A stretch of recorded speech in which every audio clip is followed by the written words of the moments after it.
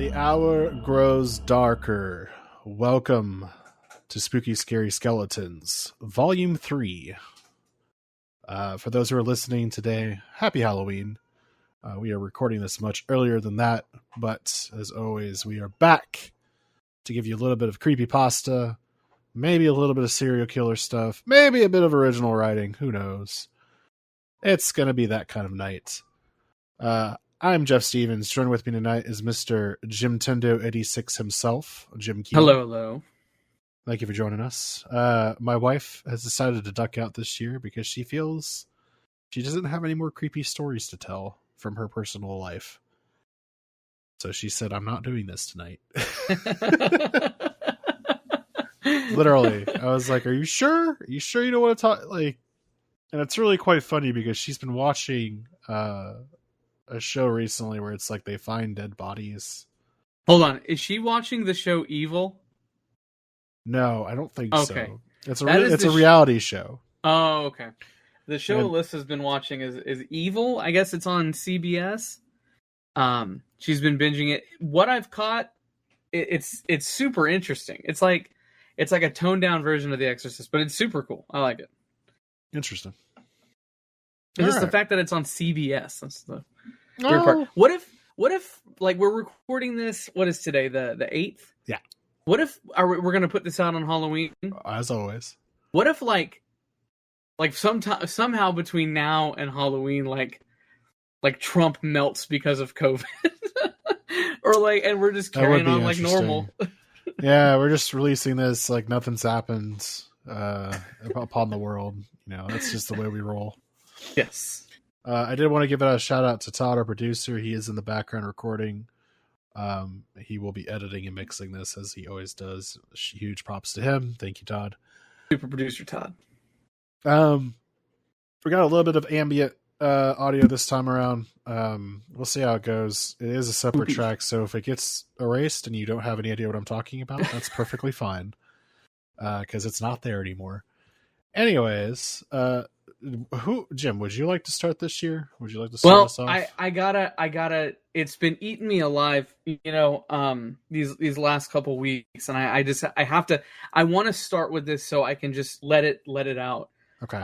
So as you know, we kind of joke with Kevin not being on the podcast. You know that Kevin's dead, right? Yeah. Well. And I'm so sorry to have been keeping this from you for as long as I have been, but I've been receiving messages from Kevin. Okay. And it's kind of I've kind of edited it down, and I've kind of cut out some of the ers and ums and the placate, and I'm just I've kind of put it into a narrative. So how recent is this? So, man, we've been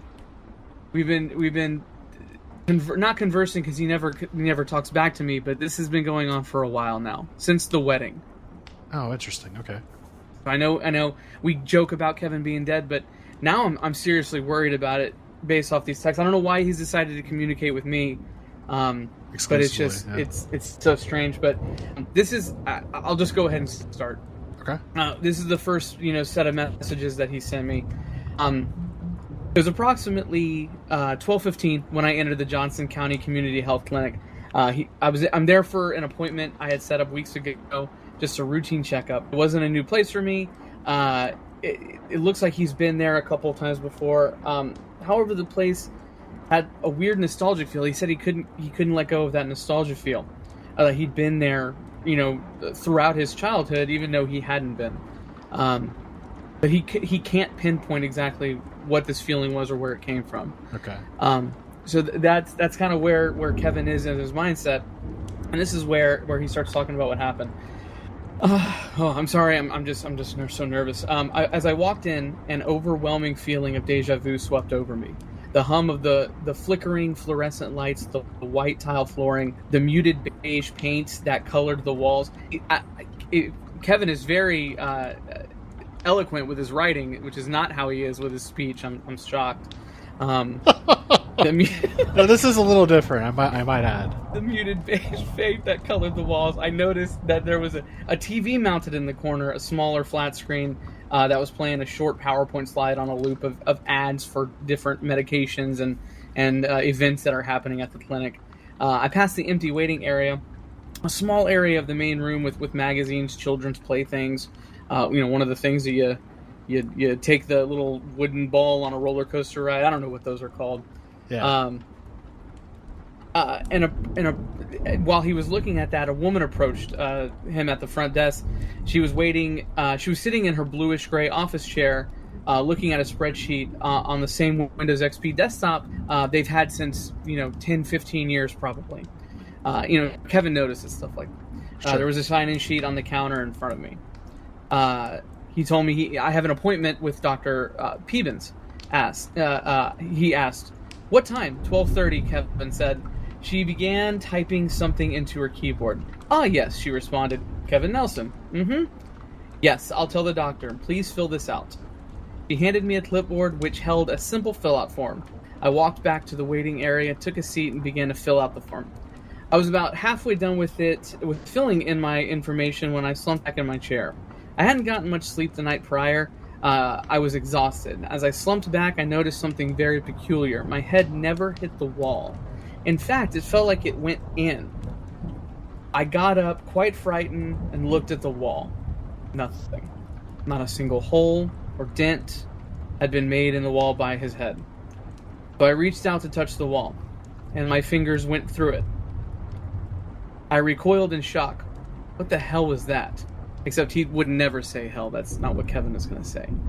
I thought as I reached to touch the wall again, only to find my fingers clipped through once more. Then suddenly I lost my balance, tripped, and fell directly into the wall. I fell face first onto some dirty tan carpeting. Upon getting back up, I realized that I was in a completely different room. Well, not really a room per se, more so a set of rooms, all of which connected by openings. The walls were covered in gross tan pattern wallpaper. There was also an overwhelming stench of moist carpet. I turned back around and tried to put my hand back through the wall, and it wouldn't go through. Okay, what the hell, I muttered. I looked back into the room. There were no windows, no doors, nothing on the walls, other than that disgusting wallpaper, of course. It was completely empty, aside from a singular plastic blue school chair. At this point, the only thing going through my head was fear, and the repeating thought of, I need to leave, on loop in my head. I started running through the rooms, desperately trying to find an exit, but to no avail. There was no exit. Was this my permanent location until I die? No, there had to be a way out. I wasn't just going to be left here, right? Eventually someone would notice that I was gone. But nobody has. Then in the distance I heard footsteps, but not those of a human's. At least not a normal human. Alongside the footstep was a gurgling snarl, like that of an angry animal. I began to run. I ran as fast as I could from whatever the hell was approaching me. I didn't want anything to do with it. I ran for what seemed like forever. But I was always back in the same room I started in. At least it looked like the same room. Not that I could tell them apart. So I sat down defeated. A feeling of dread filled my body as I started to cry. I was going to die here. And then I didn't hear from him for a couple days. And he texted, I just got one today. And it says, I'm still here. I haven't left. I've accepted my fate. In fact, I can actually hear footsteps. I wonder who this is. Shit. I'm so sorry I haven't told you this, guys. And I know Todd's listening. But wherever Kevin is, I hope that he's okay. Yeah, that's... Damn. We'll have to see if we can reach out to Kevin. I don't know. We'll have to figure something out. Weird. We haven't heard from Ashley, wondering where he is. But yeah, that's where I don't know. I'm so sorry that I didn't tell you guys before. Yeah. What an interesting way to start the evening. I know. Let's now do a podcast after learning about this. That's fascinating. Well, Kevin, if you can hear us, we're sorry. We're sorry, man. We've let you down. Just reach out some way you can. Also, why just Jim? I don't know. It felt weird too. A little sus. All right. Well, I guess I will. Fuck. I don't know how to follow that. Let me, I guess, transition to something I've written very, very, very, very, very quickly. I don't know how this is going to go. If it's really terrible, I apologize in advance. Fun fact, I wrote this while listening to a track from Oblivion, the movie. Yes, the one with Tom Cruise. And, that's a good movie, okay? That's a good movie. And the soundtrack to The Joker. Is that good? I think, have you watched the movie yet? Yes, yeah. So the soundtrack... I guess it is good, yeah. It's interesting. It's not what I would consider... It's very haunting, is what I would call it. So, this is called I'm Sending You Away. There is a moment when you're sleeping that your mind starts running into overdrive. It is the moment between dreaming and waking. Your brain is internally shifting switches around as it prepares for the long journey ahead. Finally, your body stops twitching, your muscles become paralyzed. You have entered the world of dreams. Normally, I look forward to dreams. They are a wonderful escape for the mundane. Recently, however, I have dreamt the same thing, which is odd for me. Never have I had the same dream twice, but this dream seems to feel the need to endure. It has now been the 5th night since this dream started, and I am beginning to worry. It begins in the woods outside my home at night. I am not walking through the woods, but I'm floating above the ground on my back. My view is the sky through several layers of tree branches. The sky is not inky black with stars like normal. It is blood red, eerie, and surreal. I tilt my head backwards, and I can see a large bonfire that I am drifting towards quickly. There is a man there, dressed in a tartan robe wearing a metal mask. The mask is crudely hewn, but it resembles a clown with sad eyes and a wide smile. It's unsettling. He snaps his fingers, and I fall to the ground gently. Picking myself up, I stare at him as he throws his arms wide as if to greet me. It all comes with the cold water, he says in a low drone. I am confused, but I cannot speak. My mouth is hinged shut. Reaching into his robe, he pulls out a stone jar, and from the jar he produces a red powder, tossing it into the fire. The fire grows double in height, becoming an eye-watering blaze. One droops before one dies, he says quietly. He then walks into the fire, but does not scream. In fact, he seems to take pleasure from it. As the robe begins to burn and the metal mask begins to melt on his face, he says one last thing. I will show you the 2 worlds. The flame engulfs him and then dies out, leaving only smoking embers behind. The world then tilts and I fall backwards. The dream always ends this way, and I always wake up at that moment. Except, not tonight. Tonight the scene shifted. Tonight the scene dipped to black, and now I see myself in my bed as if I'm looking down from the ceiling. It is raining out, the rain beating upon the roof louder than it ever has been. Suddenly I see myself gasp, my eyes growing wide as I awaken, my mouth agape in a silent scream. The windows around me shatter, water rushing in from all sides of the bed. The water is too much, it is flooding everywhere. I wake up in a clammy sweat.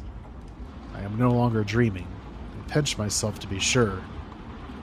The room is quiet and calm. I am relieved until I look towards my feet. At the base of the bed, neatly folded, there is a tartan robe, and on top, a metal mask. Without thinking, as if I am not in control of my body, I put the metal mask on and don the robe. The door in front of me opens on its own accord. A voice, somehow it's mine, almost guttural, comes from the mask, my mouth forming words from an unknown origin. I'm sending you away. My feet shuffle forward, and I go into the darkness, plunging into the unknown. But I am not afraid. This has all happened before, after all. We ride slow, but we ride sure. The end. Every time you write something, man, it reminds me, and I was trying to think of the author's name the whole time, and I could just quickly Google it, but I didn't. I wanted to listen. But you have such a haunting aura in your words, and like I don't consider you like the world's biggest horror guy, but if you wanted to, man, you could write like a beautifully eloquent horror novel. Thanks, man. I appreciate that. Like it blows me out. I'm like reading my stupid thing, and you're just like, here's this awesome piece of literature that I wrote in an afternoon. Like, it just bums me out, but that was very good. I appreciate it, man. It's I've always enjoyed writing. I'm working very, very slowly on a novel. That's not quite high fantasy, but it's kind of high fantasy. So I don't know. I just get ideas every once in a while, and I just like to jot it down. And I knew when I did a story last year, I was like, you know what? I kind of want to make that a thing every year. I kind of want to challenge myself to write something new each year. And it's crazy because like if you would have presented that to me with me not knowing like when you started writing it, I would have been like, man, he's been working on that since the last one, a year ago. But the fact that I know that you did that in like a couple of hours a week ago, it blows my freaking mind. Because I remember you saying that you were going to start working on that. Yeah, in between a coding project at work, it literally was like 15-20 minutes of work. That's hilarious. Yeah, high fantasy is my favorite genre. I'm about to start, or I just did start the. Have you ever heard of the Malazan Book of the Fallen series? No. By Steven Erikson. It's like this 10-book series. It's definitely high fantasy, big world building and stuff like that. Everyone says that it's like more complicated than like Wheel of Time.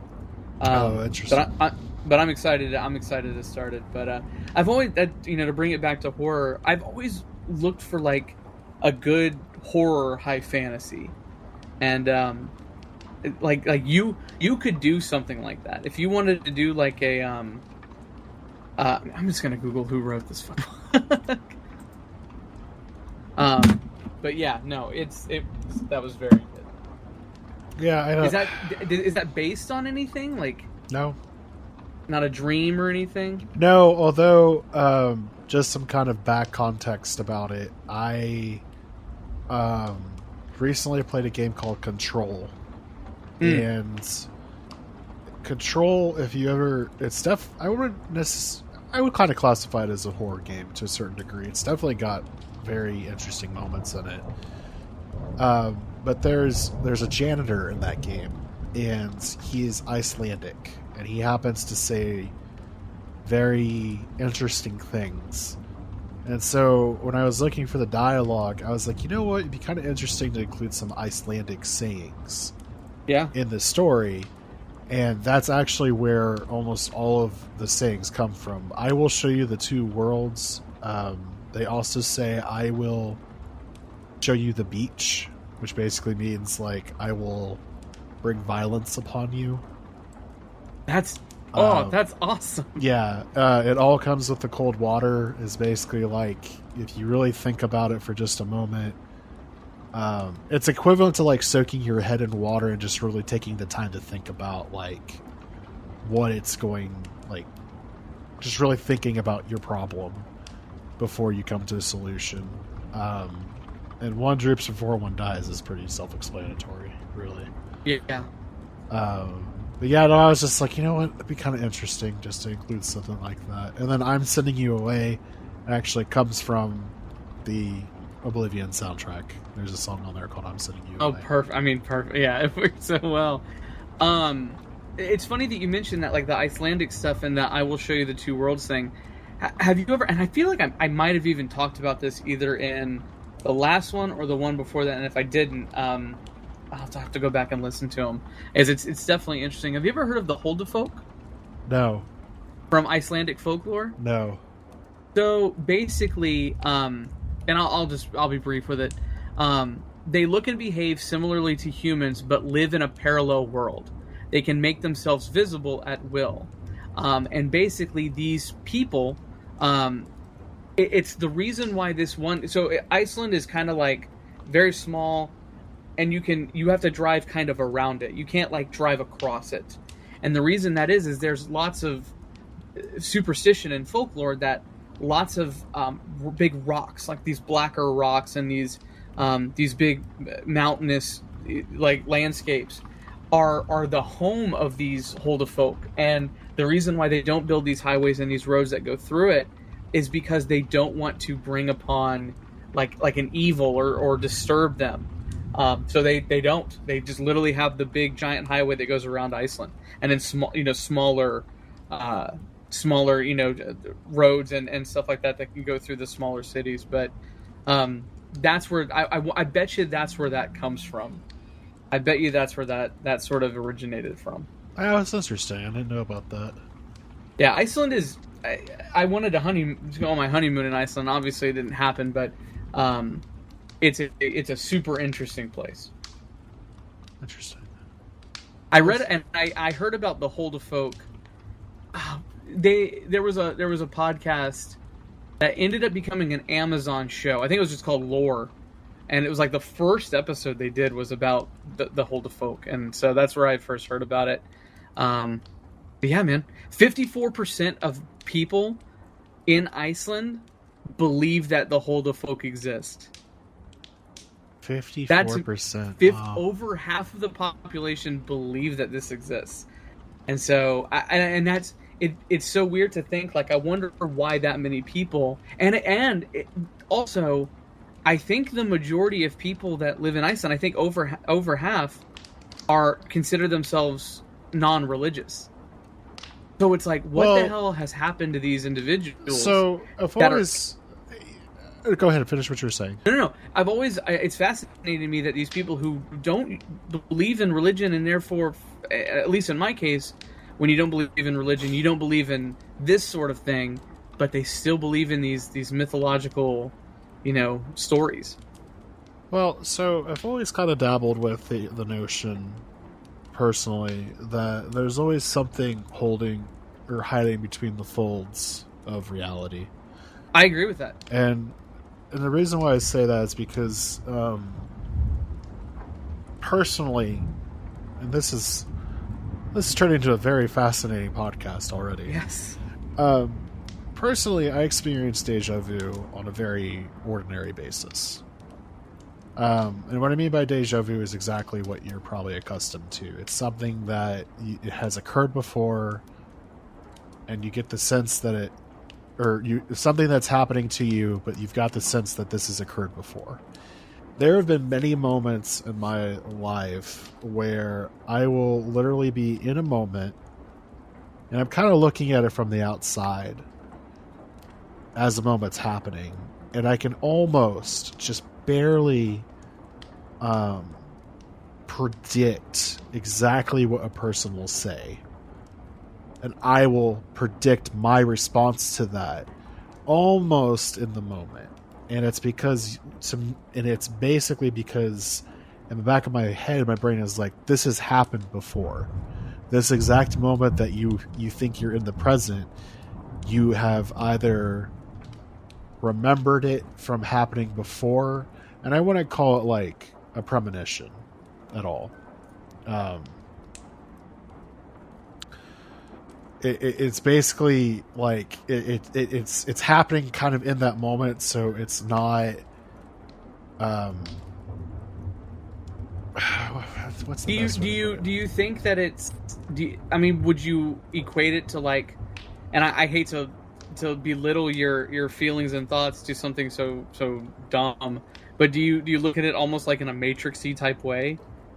No, and I recall that scene very vividly all the time. Whenever I think about it, and that scene, if you haven't seen The Matrix, it's basically where have you been? Right, where have you been? They're walking up a staircase. They're kind of on a mission. The main character looks down and sees a cat. Cat meows. It goes across the hallway, and then not even a few seconds pass before he looks again. Sees the cat, does the exact same thing. It's not that sense. It's almost like I'm having kind of an out of body experience, and I'm watching a film that's just been randomly loaded at a given moment in time, and I just happen to be like, I've witnessed this before, And basically I am now witnessing it again, as if I've caught up in the time stream, essentially. Yeah. Do you ever, and I don't want to, are you ever like you have a lot, and I know there's a term for it, and I don't want to say are you haunted by, but do you constantly have like numbers in your life show up, like a pattern of numbers? No, I don't have really a pattern of numbers. There's a word for that. Where like, so I went through a phase, like, for a couple of years, my early 20s, where like every single day I would wake up at like 2:13 a.m. and like I would be at work, or I'd be at school, or I'd be doing something, and I'd look at my watch, or I'd look at my phone, and it was 2:13. Something else would happen, and it would be at 2:13, or at a room 213, and so on and so forth, and I still to this day like get like a weird like deja vu feeling of like various random events that have happened in my life, all of which are not necessarily like scary, because I don't have a ton of like scary events or but I get like sad events or like cringy events that I think of, and I inevitably look at my phone, and it's 2:13 almost all the time. I've told my wife this like for years now, that like the number 2:13 haunts me. And it's like I try to think about there's some weird instances also with 2:13. There's a Slayer song called 2:13. There is that was Jeffrey Dahmer's apartment number, where he had his shrine of humanity. So it's definitely like a weird instance. I don't know. I'm also a firm believer that the more you believe in something, the more you're willing it to the more happen. you're almost willing it to happen in Yep. the universe. So when I say that I feel like there's something just behind the folded reality, I always get a sense where deja vu will happen, but you'll be doing something, and all of a sudden you just feel like a pair of eyes on you. Or you'll feel like goosebumps just pop up on your neck for no reason. And that happens to me frequently, even when I'm at home. If like the house is dead silent, and it's almost, I guess the silence is the maddening part about that, because it's like there's nothing going on, the air is so still, you're gonna start inventing things in your head. Mm-hmm. It's almost like I don't know if you did this as a kid. Did you have a second story in your house? So not until I was in high school. So not when I was younger. Okay, so when I was younger, I had a thing where if the lights went out, or we turned off the lights in the living room, I would have to run up the stairs as quickly as I could and hide underneath the sheets. Like your sheets, or like my sheets? like my bedroom sheets. Your bedroom sheets. Because that was the only place I was safe. Because I always got this sensation that there was something in the darkness. And this is, as a kid, you see everything is kind of scary, right? But there's been occasions also when I was older, we had motion lights out in my backyard in my parents' house. And my parents' house is like 3.5 acres. And it's got like a pond, like it's got a big backyard. Well, they had... Shit freaks me out. They had... Okay, well, it backs up to woods, essentially. There's like a little bit... Like, and when I say woods, I'm being very generous. It's basically like a ditch with trees. Okay. And it backs up to like a field, essentially. Okay? So they had motion lights, and every once in a while I'd be downstairs like getting a glass of water or something, and then the motion light would trip. And I look out in the backyard, and there wouldn't be anything there. And you're gonna be like, oh, it was a bug or something. It tripped almost exactly the same time for a couple weekends straight. Similar times. Similar times. Oh. So. Yep.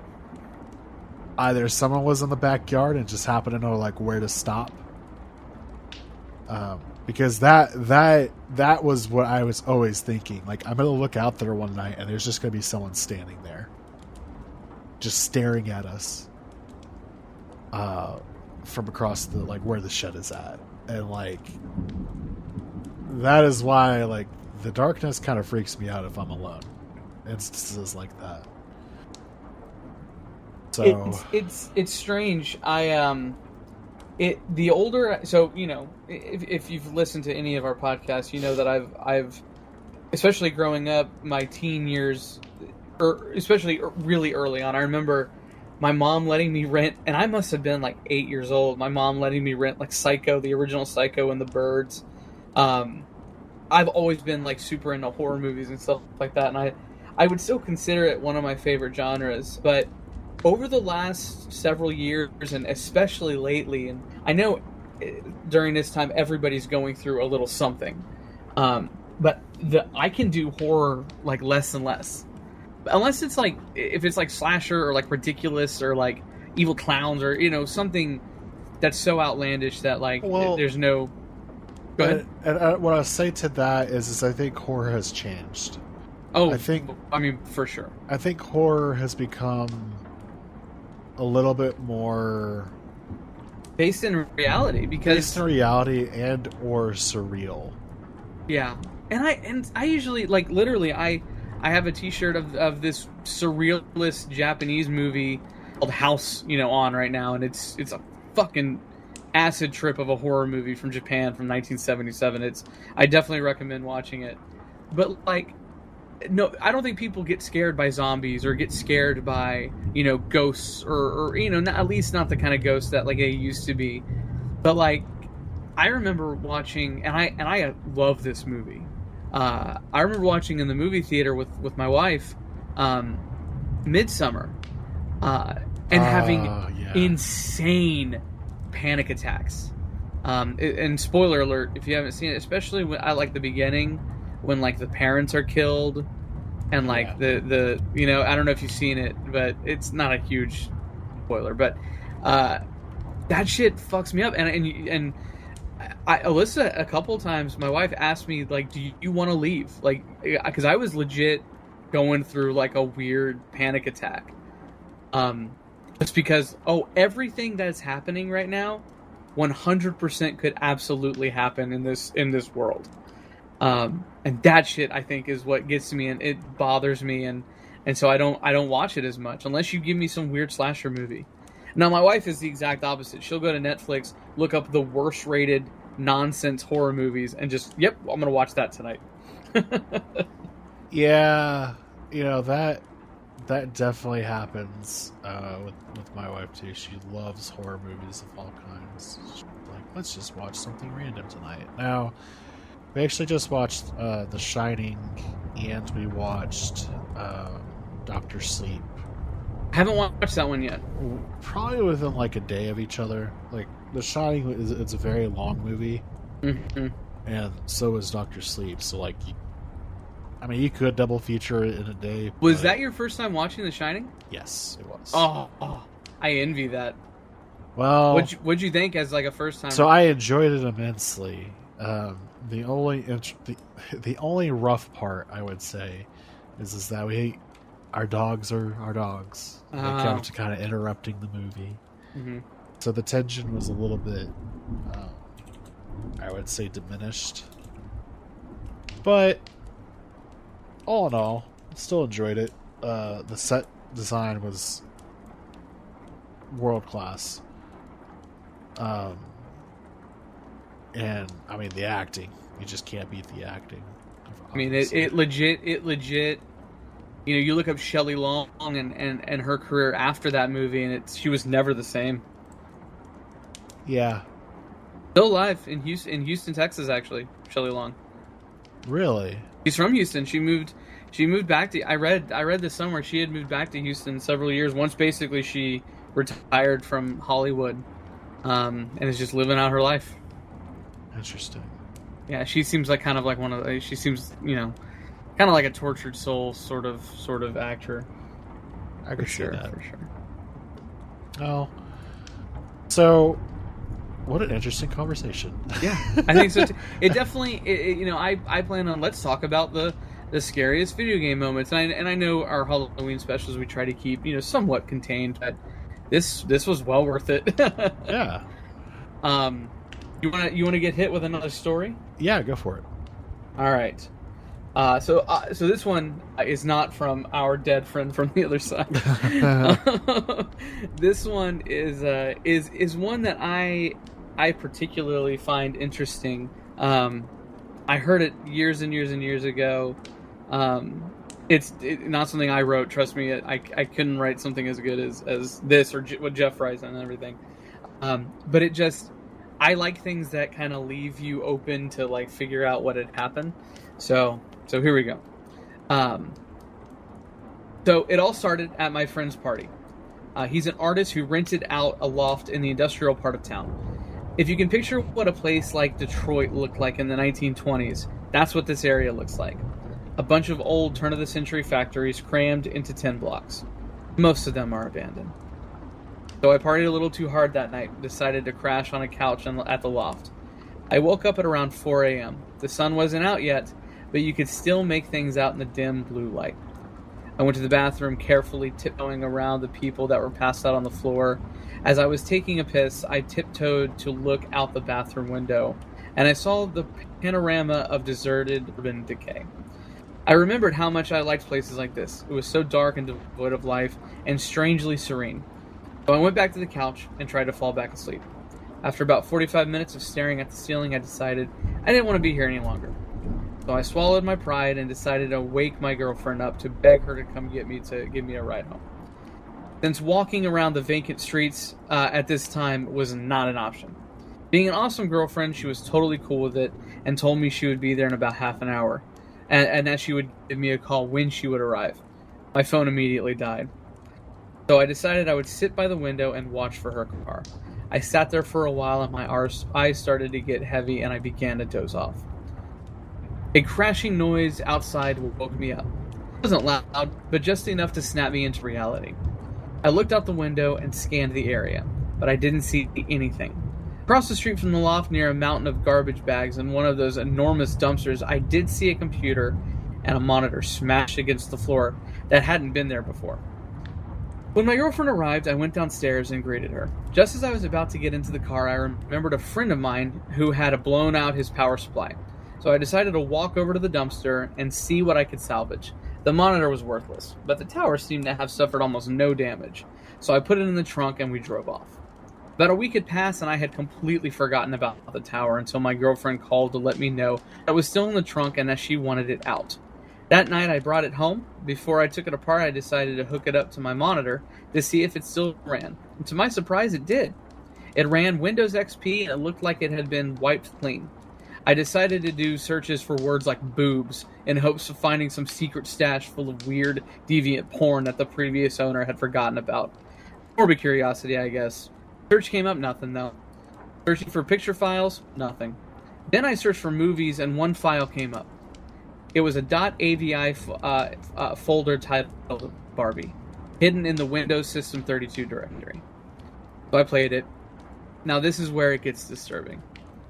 The movie was about an hour long and was made up of what seemed like raw, exported footage. The footage was of this woman sitting on a chair and talking against a white backdrop. I skipped through most of the movie and it was all the same continuous shot. Then I decided to sit through the footage to find out what she was talking about. 15 seconds into the footage, the audio goes completely bad and her voice is drowned in harsh static background noise. I couldn't make out a thing. So I imported the footage into Final Cut and tried to mess with the levels to isolate her voice. It helped a little, but I still couldn't hear what she was saying. I was intrigued now, though, and I began to really pay attention to her face and body language. It seemed that she's being asked some kind of questions, because she stops at times to listen, and then continues talking. About 15 minutes into the footage, her face begins to redden and contort, as if the questions are bothering her. But she continues to answer them anyway. Shortly after, she begins to cry. She sobs hysterically for the duration of the film. One of the few words I could lip read was skin. She repeats this word many times throughout the footage, and at one point she pulls at the skin from her arm and mouths the word. She seems to be unhappy with her skin. There's much more I have to get off my chest. That's a dumb part of the story. Basically, there's so much more to get off my chest, but it is getting late and I can't go on. I will share the rest tomorrow. God save my soul. Anyways, it kept on building and building, and about 40 minutes in, she's crying so hard she can barely look at the camera. She stops talking at this point. The rest of the footage is just her crying, their head in her lap. Oddly enough, she doesn't get up or move. The screen just fades to black. I was fucking dumbfounded. I played the whole thing through many times that night, trying to find inflections and nuances in her movement that may reveal anything else about what was going on or who she was. I felt so dissatisfied. I wanted to know more. That's when I noticed that there were about 10 minutes left on the timeline after the screen had turned black. About 2 minutes in, there was more footage. The footage was extremely shaky, almost unwatchable, and depicted a pair of legs walking along train tracks. I guess as that camera was accidentally left on as it was being carried somewhere. The person in this footage walks along the train tracks for about 6 minutes and then turns into the forest and walks over what looks like foliage flattened by a piece of plywood. The person continues on this makeshift plywood road until the movie clip ends. Now my heart started beating with excitement because there was train tracks a few miles that looked very similar to the ones in the video. I had to check this out. I called up my friend Todd. He's 6'4", 300 pounds of mostly pure muscle. I thought that part was funny. I convinced him to go on a little adventure with me. I'm no pushover myself, but I felt if I was to go wandering in the woods looking for God knows what, extra muscle couldn't hurt. This whole idea of investigating this video had me so excited I couldn't sleep. The next morning on a sunny Saturday, I took my flashlight, my camera, and my 7-inch car bar, a matte black finish and serrated edge, and went to pick up Todd. When I got to his house, he wasn't even awake. When I woke him up, he pretty much told me to fuck off. I was already packed up. I had mentally prepared myself to do this, so I decided to go through this without him. I parked my car at the train station, took my stuff, and hopped on the tracks. After walking for about 2 hours, I saw a broken piece of plywood. My knees almost buckled with excitement. I searched the nearby foliage, and there it was. A little plywood trail leading into the forest. I walked slowly along the trail, paying close attention to everything. I would stop occasionally, kneel down, and listen for anything or anyone, but it was so quiet. This was one of the most nerve-wracking things I've ever done. I didn't know what to expect at the end of this trail. The dense tree line gave way into a little island of a grassy field. And then I saw it. A house being consumed by the forest. From the looks of it, no one had lived here for 20, maybe 30 years. I got my camera and snapped a few pictures. A few yards away from the house was a tool shed made of rusty sheet metal. I just sat there among the trees for a while, absorbing everything. I didn't want to go into the open field. I had this bad feeling something would see me, or someone would see me. It took me a while to muster the courage up to the house, but I did. The door was partly open. I pushed it in with my flashlight and was relieved that the inside was actually very well lit. I put my flashlight away, got my camera, and took a few more pictures. There was no furniture. The floor was riddled with bricks and wood and rubble, and some of the walls had huge holes in them. When I went in further to explore, I saw some things that I didn't pay much mind to in the moment, but now that I think about them in hindsight, they greatly disturb me. The first thing that seemed a little odd was that one of the doors in the first room that I presume led to the basement seemed a little too new to be in this house. It was also the only door in the house that was locked. Also, when I made my way up to the second floor, I saw some chairs and a fold-up table that also seemed a little too new to be here. But what disturbed me the most for some reason was the bathroom. The dust on the mirror had been wiped away, and in the bathtub I saw a clear plastic tarp that still had water droplets on it from when I presume it was washed clean. That's when I heard something moan. Something moaned really loud. And that's when I jumped the fuck out of the second-story window and ran back to the tracks. Halfway there, I realized the moaning was most likely a water pipe expanding or contracting, and that little moment of relief gave me the horror which I felt when I wondered, why the water would be running on an abandoned house in the middle of the fucking woods. It's been a little more than 2 months since this happened, and I haven't gone back there, nor do I plan to. The end. Nice. Yeah, that one, I when I heard that one got me. Like, it's just because it's so, like, you know, you hear horror stories, but you don't hear horror stories based off of, like, a computer video that somebody watched, you know, unless it's The Ring. So, which I feel like, didn't they make a recent sequel of The Ring, and it was some video online? Yeah, so, like... Awful. That was one of the Ring was one of the movies that really hit me when I was a kid. Me too, dude. Me too. Oh man. When I so you know, we can go into it, but I had asked Geoff, I said, hey, you know, let's talk about maybe some movies or parts of movies or video game moments that really made us jump scare. And the one that comes to mind, anytime anyone asked me about anything that scared me in the movie theater, it was this one scene from The Ring. Did you have that same experience? Yeah, so like the entire movie wasn't that bad. No, it's not. Until creepy shit starts to happen. And I've mentally blocked a lot of that movie out. I watch that movie all the time, so I know it by heart at this moment. But yeah, for some reason, and I had that movie came out right when, like, the peak morbid curiosity of this world really hit me, and, like, I had watched some horrific things, real shit and not real shit, but for some fucking reason, the way that movie was made really got me, like, in several parts, not just one part, but several parts. Yeah, and it's a PG-13 horror movie. I know. I know. It's just I hate to say it, but I was legitimately freaked out enough by that movie that as soon as I finished it, and I was 13 when I saw it. I saw it did you see it in the theater? Wait, that came out what year?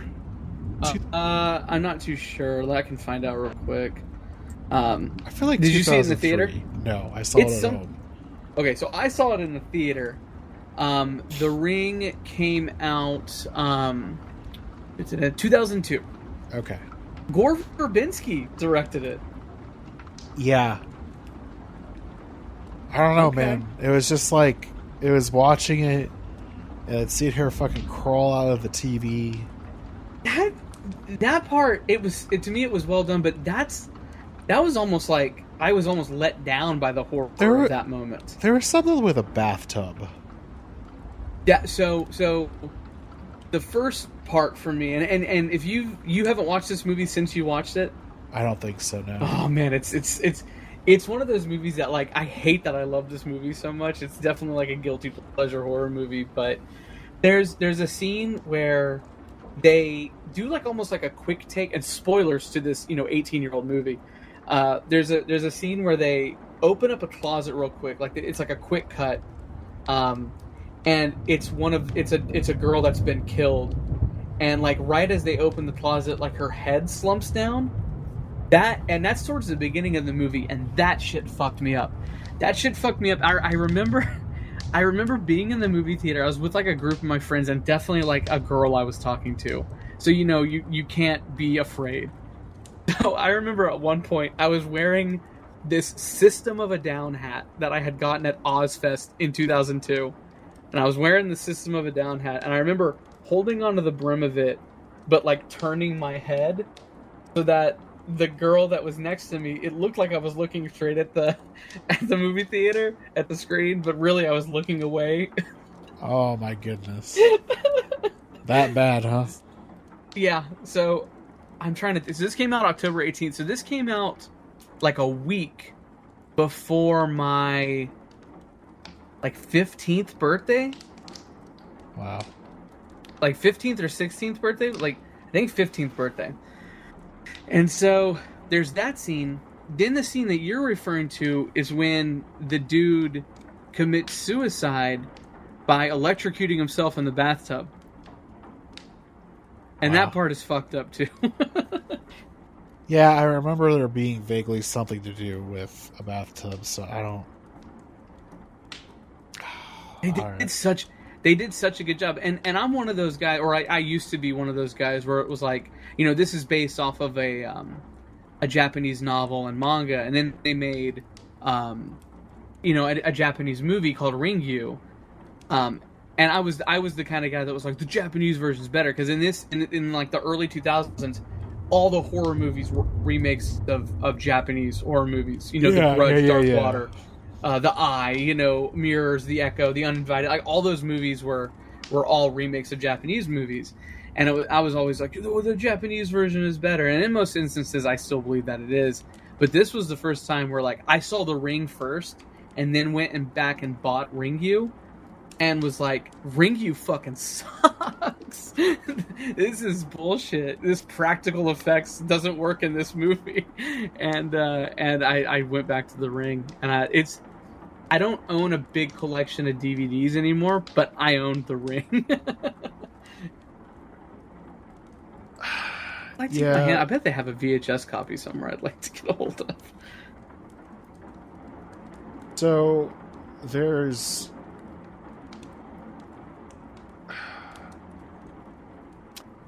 Okay, so speaking of, like, Japanese things, Japan's got some kind of fucked up things.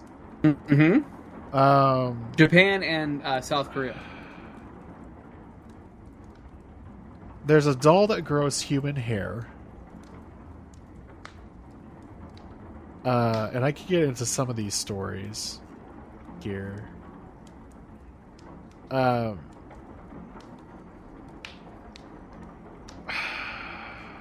me see here. The Akamanto is based on a real murderer who kidnapped and killed 3 people while wearing a blue blanket in central Fuki Prefecture in 1906. Modern stories about Akamanto, literally Red Cape, have him wearing a long red cape and a white mask. He appears in bathrooms when victims are in a vulnerable spot in the toilet and asks, red cape or blue cape? Other versions of him asking, red paper or blue paper, after victims realize there isn't any toilet paper. If you answer red, he will decapitate you, causing your blood to flow over you like a red cape. If you answer blue, he will strangle you to death, turning your body blue. Answer a third color or decline to answer him, and it will foil his plans. Oh my god. Then there's also a gruesome poem called Tamino's Hell, which will bring death to anyone who reads it aloud, so I'm not going to read that. Not that I'm a superstitious person, but I don't know. There's some strange things in this world. And a lot of it comes from Asia. And I'd rather not invite different things. The doll that grows human hair. Back in 1918, a 17-year-old boy in Hokkaido... Oh, I thought this was... You've seen... I'm sorry to cut you off. You've seen these, like, dolls from, like, the 90s that, like, their hair will grow, and you can give it, like, a fake haircut. I thought, like, it was like a fucking toy doll that grew human-like hair, but you're, like, for real. No. So a boy bought a doll for his sister. The doll looks similar to her, because they both have the same style haircut. It's a bowl cut with, like, straight hair down to the chin. The Bruce Jenner style, got it. Yeah, she loved the doll so much that she took it with her everywhere, even when she went to sleep. When she died months later, the family named the doll after her and prayed to it at their household shrine. Oh my god. Does it say how the kid died? No, they did not explain that. It wasn't long after they noticed something strange happening. The doll's hair was gradually growing longer. Even after cutting it, the hair kept growing back. It was at this moment the family knew that they had messed up. The father of the child gave the doll to a temple where it can be visited to this day. There's no photos allowed. Scientists have actually analyzed the hair of the doll and concluded that it is in fact real human hair from a child. Yeah, so there's that. And where is this again? This is in Japan. So this is actually, there is a temple in Iwazama City.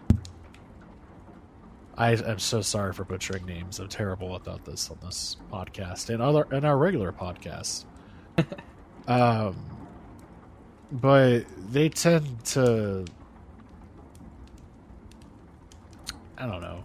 There's, I dated a girl who was Japanese, and she would tell me a lot of different things. She was like, there's this thing that if will follow you if you don't pay it the correct respect. Basically, she was like, I'm never going to Japan. Like, she was an Americanized Japanese that seems girl. So on par with it is, when you think of Japan, you think of a very respectful society, or at least I do.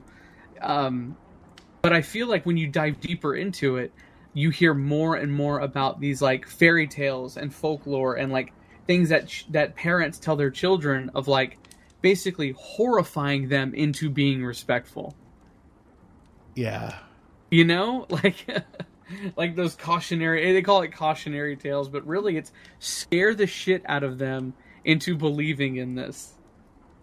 Yeah, so the secret of Yamamba is one. So I feel like this is going to turn into a folklore podcast too, and I'm okay with that. I love that shit. I love folklore in general. The Yamamba looks like harmless old women, but are actually terrifying mountain yokai that consume human flesh. One of the oldest legends is from a Buddhist text. Once upon a time, a Buddhist priest was caught out in a storm, but luckily passed by a lonely hut. As welcoming as she was, she gave the priest a strange warning. No matter what, do not look in the back room.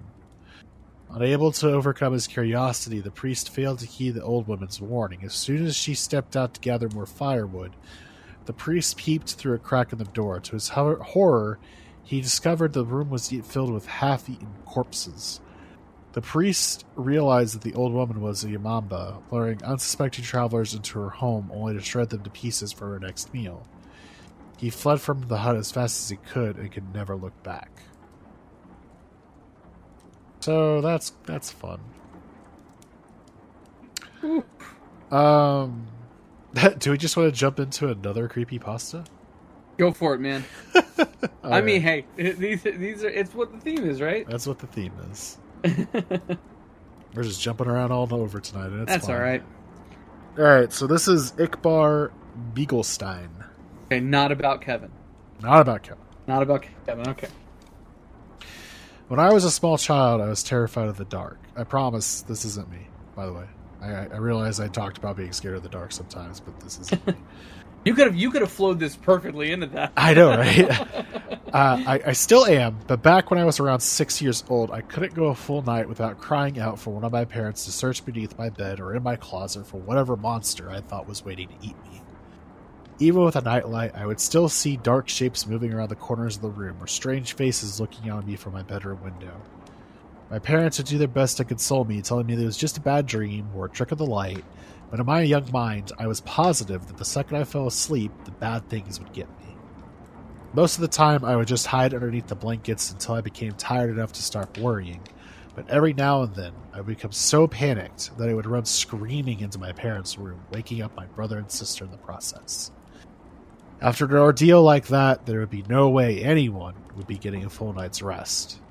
Eventually, after one particularly traumatizing night, my parents had had enough. Fortunately for them, they understood the futility in arguing with a 6-year-old and knew that they would be unable to convince me to rid myself of childish fears through reason and logic. They had to be clever. It was my mother's idea to stitch together my little bedtime friend. She collected a large assortment of random pieces of fabric in her sewing machine and created what I would later refer to as Mr. Ickbar Beaglestein, or Ick for short.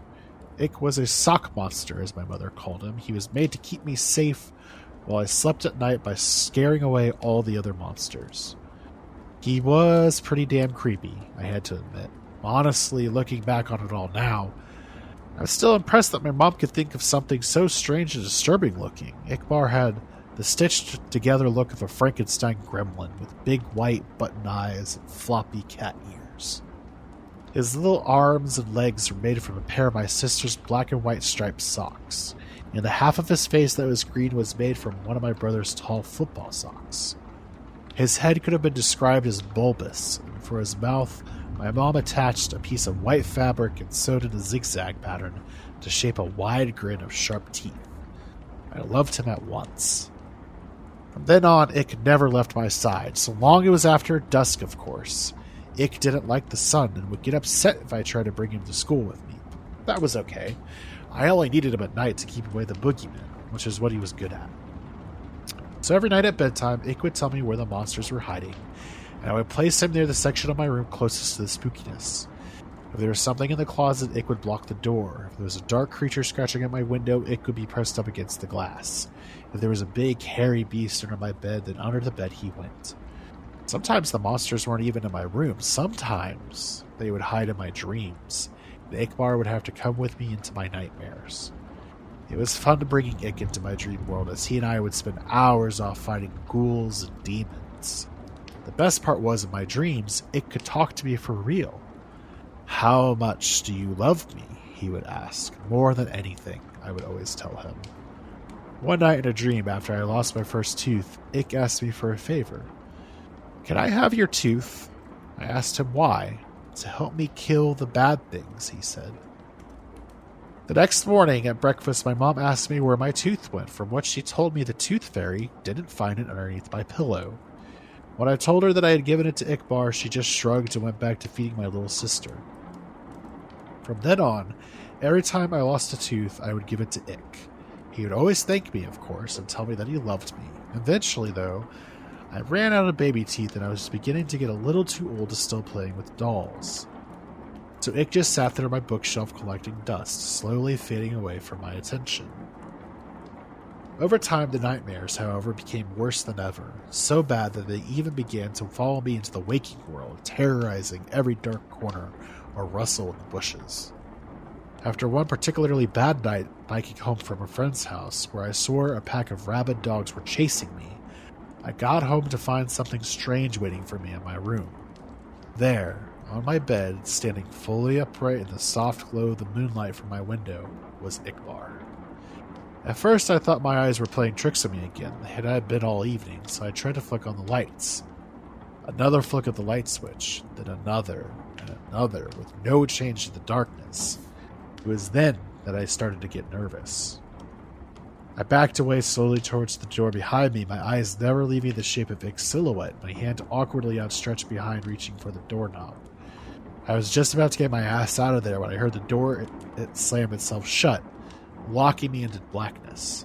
And nothing but shadows and silence. I stood in fear, frozen in place, not even breathing. For how long I can't say, but after what felt a lifetime of cold fear, I heard the shrill, familiar voice.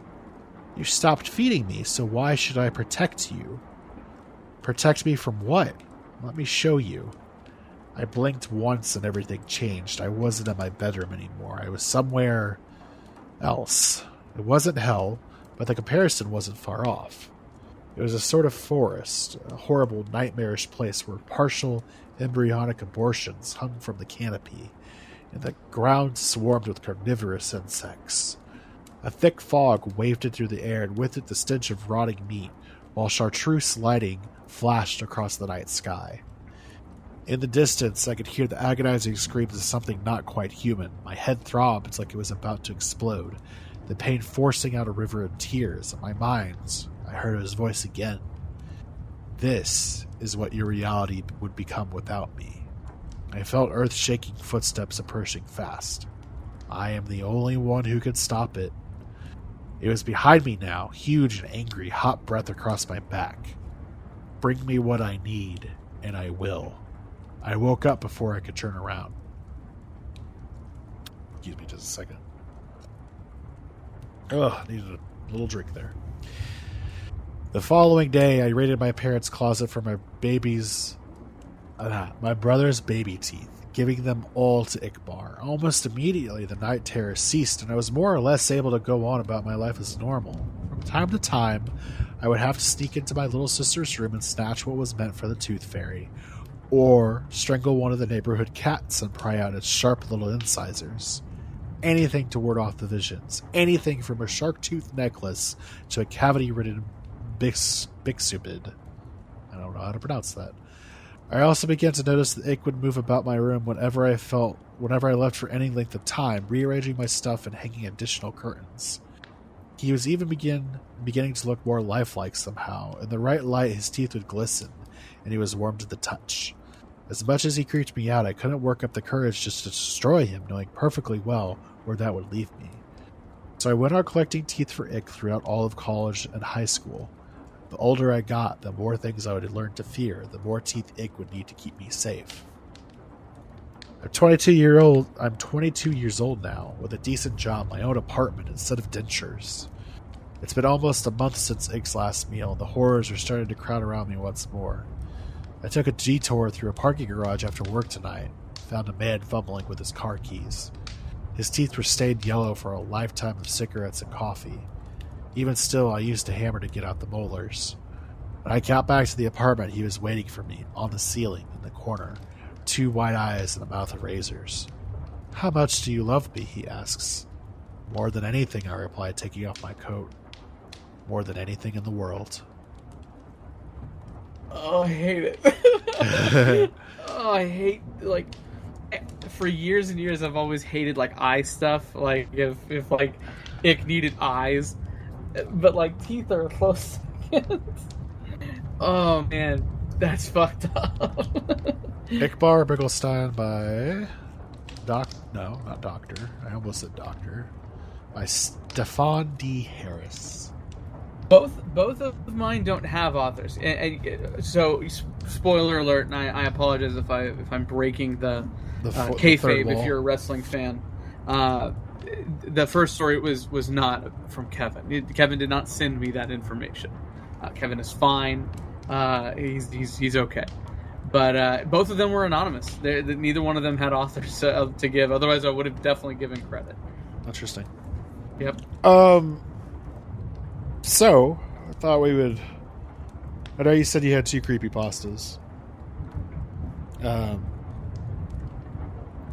I've got 1 serial killer.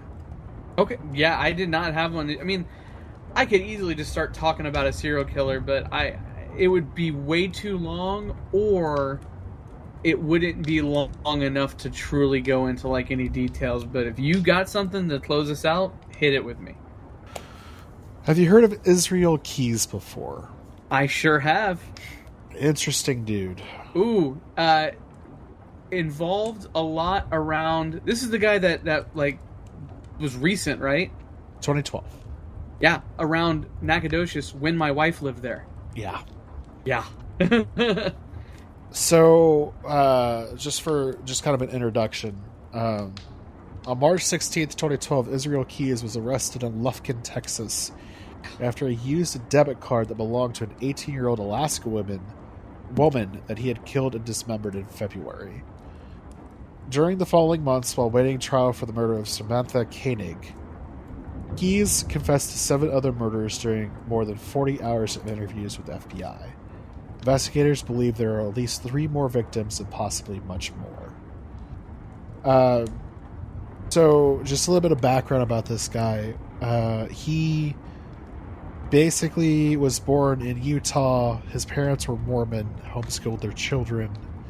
They moved to Stevens County, Washington, where they attended the Ark, which is a Christian identity church, which has very racist and anti-Semitic views, if you are not familiar with that. During that time, his family became friends with the Kehoe family. Chevy and Cheyenne Kehoe were known racists who were later convicted of murder and attempted murder. So there's a recurring theme in his life. Yeah. There's a couple of things about him, and I don't know if you're going to hit it, so I if I'm interrupting you, I'm sorry. No, but go for it. He was like a big, like, and I don't want to call him a metalhead, but like he liked the shit metal that like no real metalhead likes. That was his favorite music. Interesting. I hate it because it's like one of those things where it was like another like smear on like the music that I like, and I get associated with it. So so I remember when this. He proclaimed that he's an atheist, so I could definitely see, his rejection of religion probably led him towards metal music and such, I guess. So apparently he joined the military. He had some problems while he was in the military. Raped a young girl in Oregon sometime between 1996 and 1998. He had separated a girl from her friends and raped but not killed her. He had wanted to kill her but decided not to. Which then led him to doing some interesting things once he got out of the military. So he was dishonorably discharged in 2000. In 2007, he actually established a construction company in Alaska using his last name. He is a construction contractor. So this is in Alaska. He would venture out into basically different regions in the United States to plan to commit his murders. He actually would travel many times since 2004 looking for victims and setting up buried caches of money, weapons, and tools needed to kill and dispose of the bodies. So basically he had murder kits just buried in random cities and towns. All across the country. Yeah, all across the country. His trips were not financed from his construction business, but money he got from robbing banks. They still aren't quite sure. A jack of all trades. Yeah, right? They aren't quite sure how many bank robberies that he may have conducted in order to get this money. But,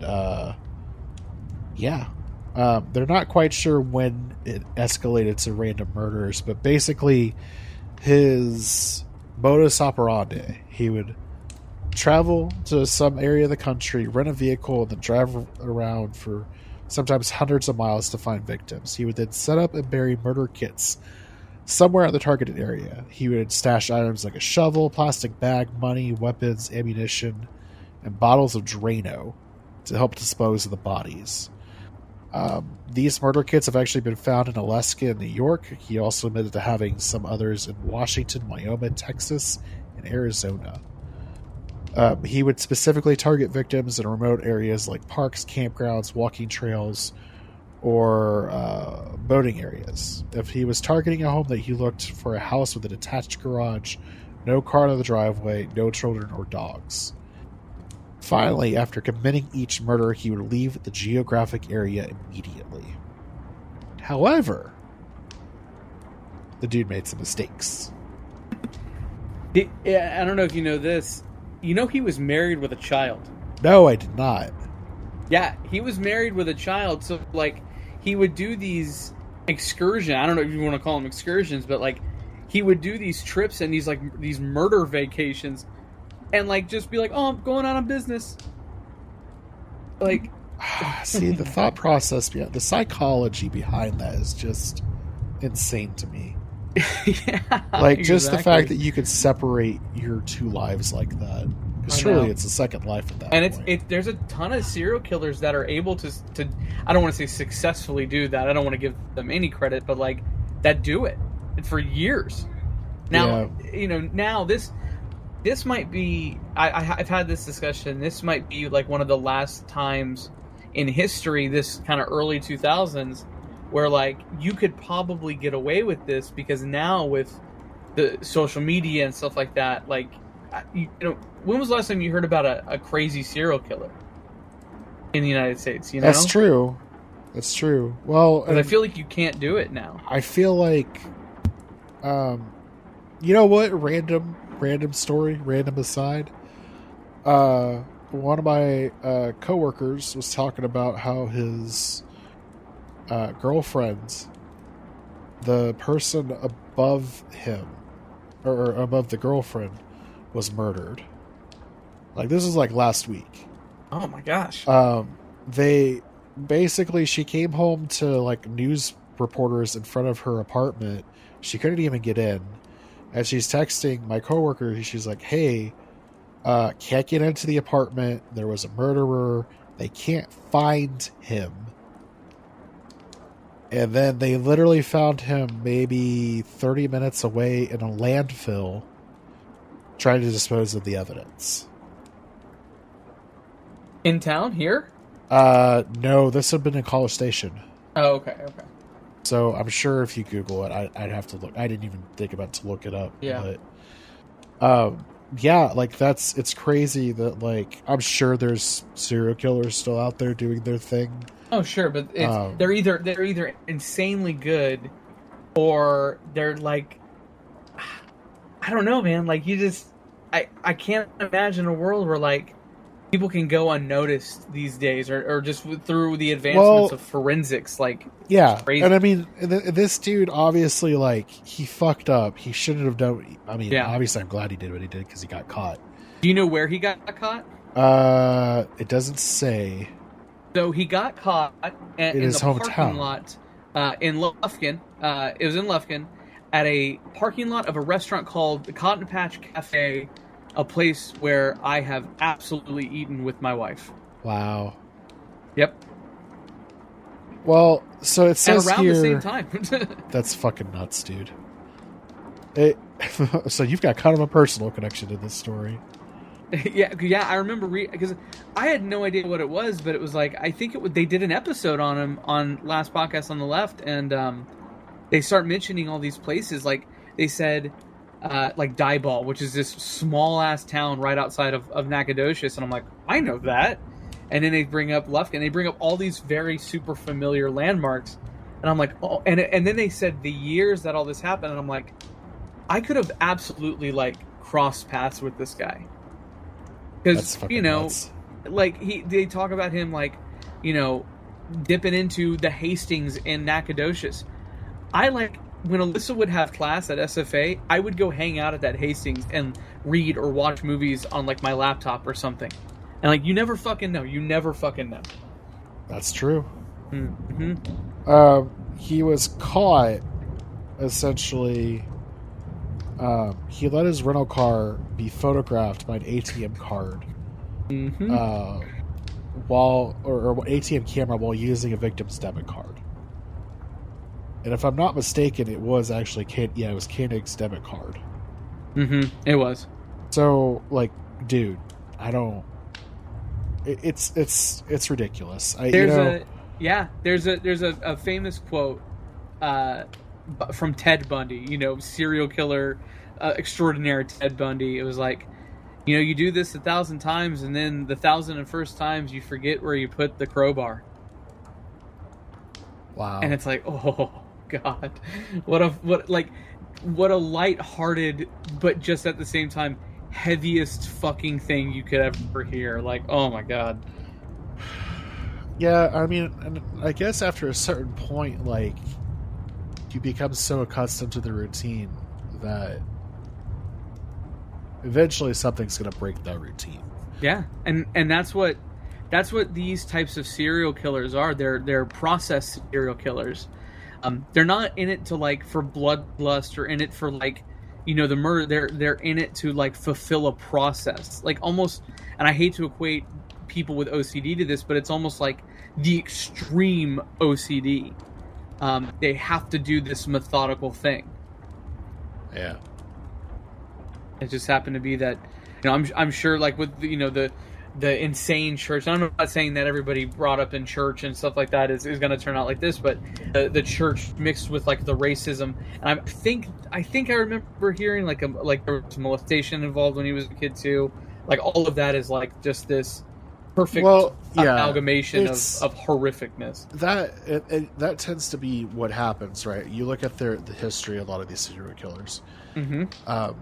They've either been, you know, sexually abused as a child, or they were beaten, head injuries, or in some cases, you know, they don't have any of that to blame. They just happen to be wired differently in the brain. Yeah. Yep. It's hard to explain why stuff like this happens. it's regrettable that it Have you still ever- is. Have you ever read, and I don't recommend it because it's so cringy and not in like oh, this is scary. It's just so bad and so teen angst early 2000s. But Israel Keys wrote like a bunch of poetry. Really? And it's horrible. Like I think because he do you want to talk about how he died? He committed suicide, if I'm not Yes. mistaken. Yeah. Yeah, he committed while being held in the jail at Anchorage because he got extradited back to Alaska. He cut himself. Basically, he slit his wrists. And the suicide note is called "Ode to Murder." And it's just the stupidest shit you'll ever read. Oh man. It's what the guy, and I can say this, because I was this guy. It was what the guy who like wanted to be edgy but like wasn't edgy would write like in a fucking notebook when he was if he's in ninth grade. It's that level of shittiness and just whiny bullshit. Jeez. And here's an update to this. In 2020, the FBI released the drawings of 11 skulls and 1 pentagram, which had been drawn in blood and found underneath Keel's. Wow, that's a weird Freudian slip. Found underneath Key's jail cell bed. The FBI believes that 11 is the total number of his victims. That happened this year. Fuck. Yeah. Well, I think that's what we're going to use to close out this episode. I think that's a good stopping point. I just wanted to thank you all for tuning in, listening to some creepypasta, serial killer stories, and folklore is now a part of this, I guess, which is fine by me. That is perfect. I think that is a welcome new addition to this. So this has been Volume 3 of Spooky Scary Skeletons. Just to close this out, we do have a sponsor. It's called Extra Life. We will be participating in Extra Life this year, November 14th. It's going to be 24 hours of us playing video games. Our biggest Extra Life. We're going to be partnering with our friends over at Retrospects podcast. If you haven't given them a listen yet, you should. But Jim's intimately familiar with them for some reason. Yes, Jimtendo 86. So yeah, tune into that. We'll be doing a live stream like we did last year for 24 hours straight. All donations 100% goes to Texas Children's Miracle Network hospitals. That is the first time I've said that in like one go correctly. Good job. And I'm so happy. Good job. All of it goes directly to helping kids in need. Definitely people that need it more than we do. And in the dismal light that is 2020, I think we could all use a little light. Helping sick children seems to be a good light to follow. So, for both of us, Geoff Stevens and Jim Keel, you all have a great night and have a very spooky Halloween. Stay spooky, my friends.